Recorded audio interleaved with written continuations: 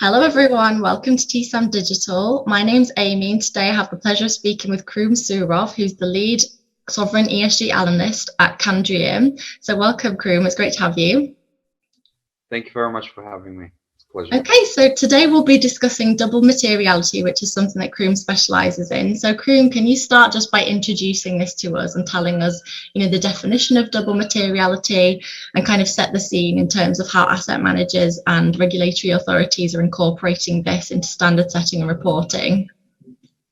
Yeah, as with many ESG terms and concepts, there isn't a strict definition of what this means. It's currently just a concept of how to look at investments that asset managers have in their portfolios. Obviously, it's been traditional that any type of ESG considerations that people incorporate into their investment decision making have been accounting for the risks that might be pertinent to a particular investment. So let's say political risks, how would geopolitical risks affect a particular investment in the portfolio, how mostly via price channels. So obviously when people think about incorporating ESG considerations in decision making, this is the default thing that they would be thinking about. However, in recent times, especially with the proliferation of impact funds, people have started asking themselves the question, okay, well, on one side you have how would my investment would be affected by global ESG risks, but then on the other side,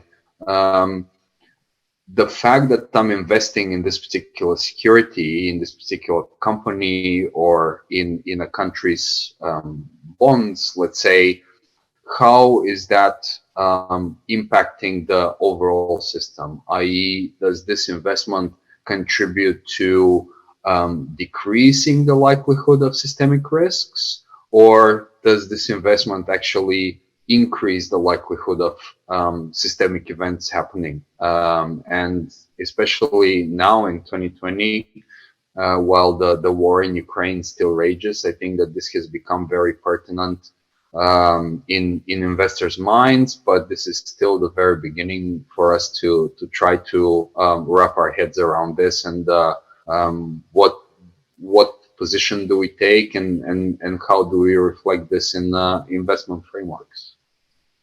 Yeah, you mentioned political risk there. So what other types of risks that kind of play into how an investment, affects the holding of the portfolio, or as you mentioned, the impact on the environment as well? Yeah, I mean, environmental risks are something that the whole asset management industry is just starting to grapple with.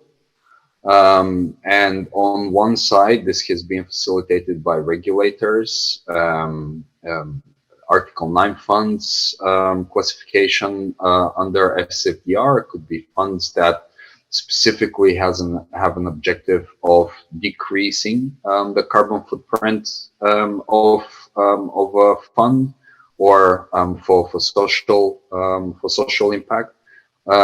So the decrease of the carbon footprint of investments is definitely something that that is pertinent in the context of double materiality.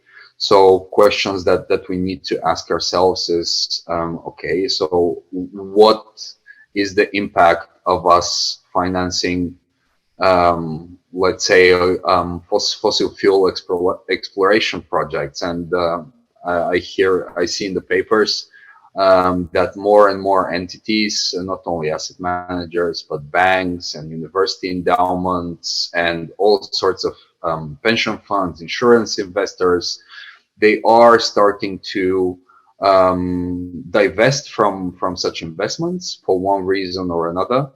And here I think that they're taking into account the impact that financing such activities has on the environment as a whole, and on the global system in which we all have to operate. Interesting you mentioned the Ukrainian war there, because obviously we're going through an energy crisis, commodity prices, everything's a bit unstable at the moment. Do you think that what's going on in the world will kind of detract from the debate around double materiality, or do you think it will accelerate it as people, as you say, look at the energy transition and whether they should be investing in fossil fuels and things like that? It's an excellent question, actually. I think that this unprovoked attack on the territorial sovereignty of Ukraine on the part of Putin's Russia has been a huge catalyst for the processes that were kind of being muddled along over time to greatly accelerate, especially in the context of European energy transition. I mean, for many years, it has been a question that, especially in some European countries, was very comfortable to ignore. The dependence on Russia for fossil fuels and especially natural gas.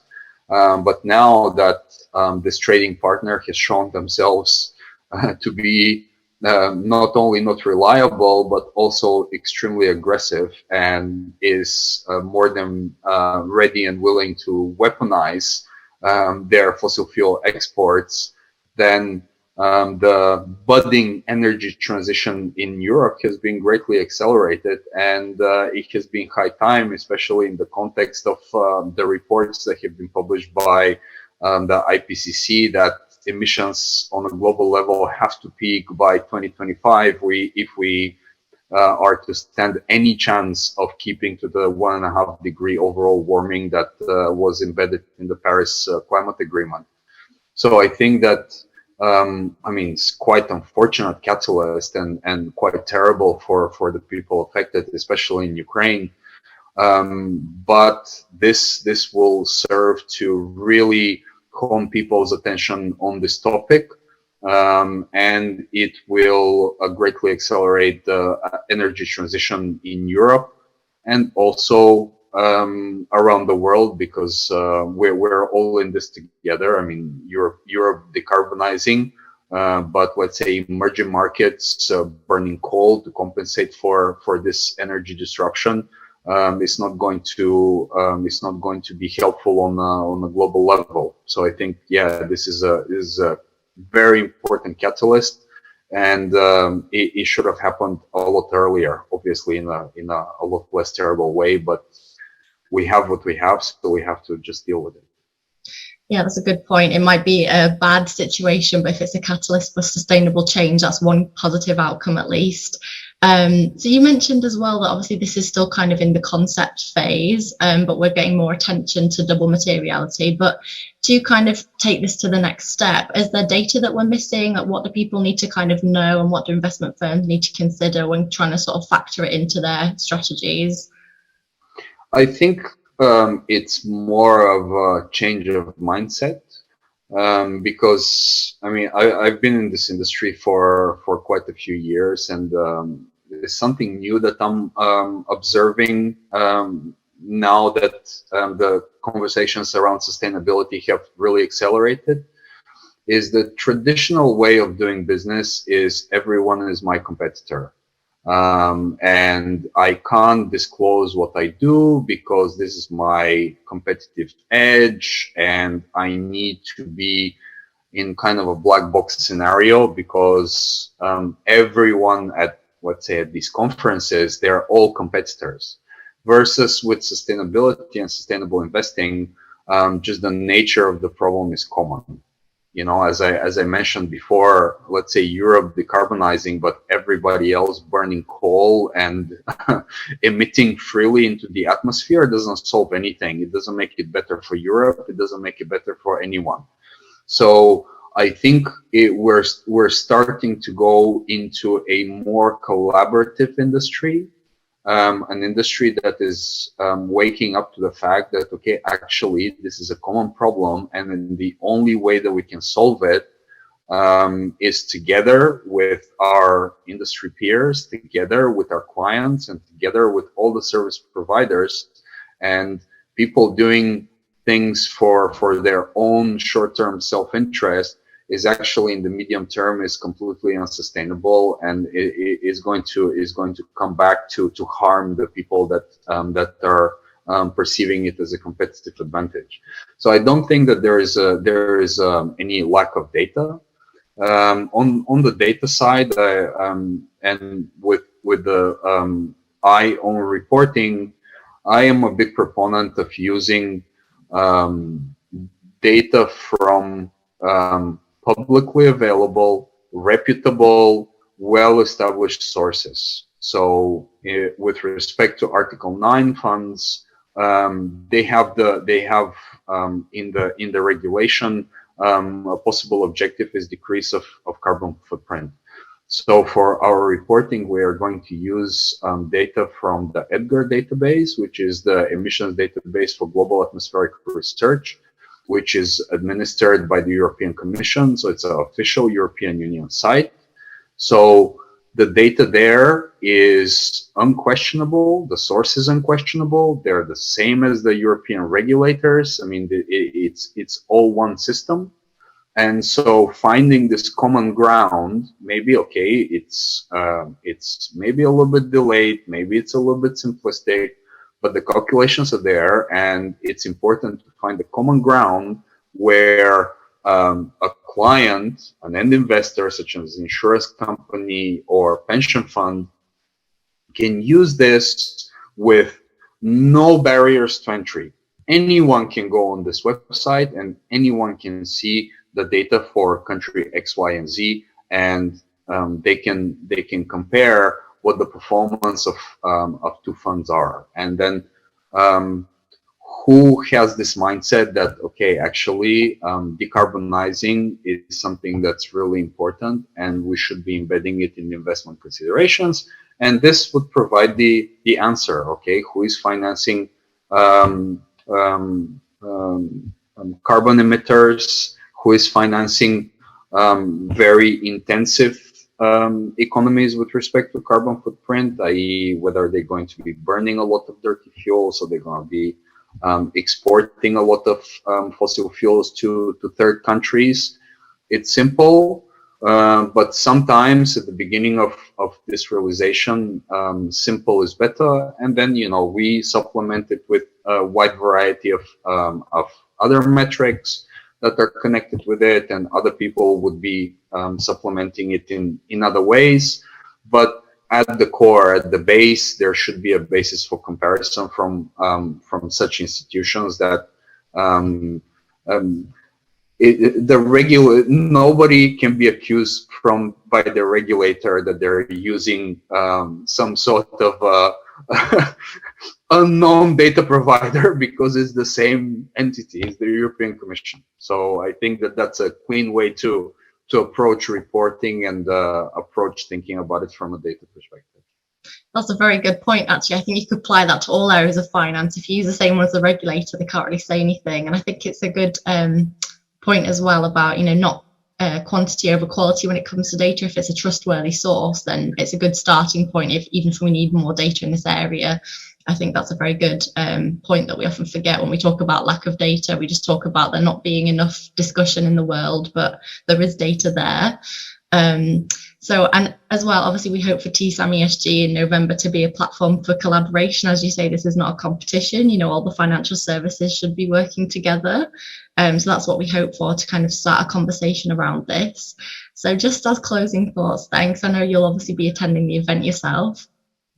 What is your hope for double materiality in the way that it's kind of adopted as a mindset for the industry? Have you got a vision for how this will affect how firms operate and what they achieve?